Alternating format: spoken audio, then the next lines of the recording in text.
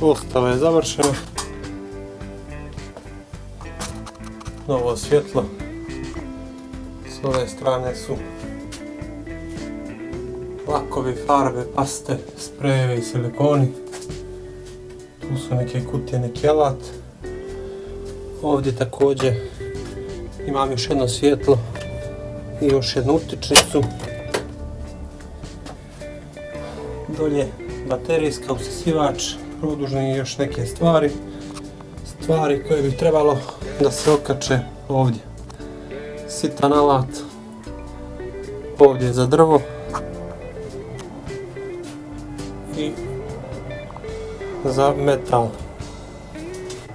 I gore iznad su stvari neke lance za auto, masti za podmazivanje, nešto za elektrotehniku.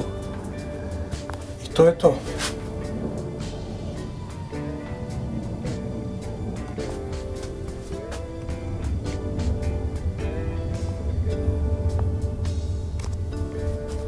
Ovdje ide još dvije police i ovaj alat za svakodnevnu upotrebu će da se okači tu.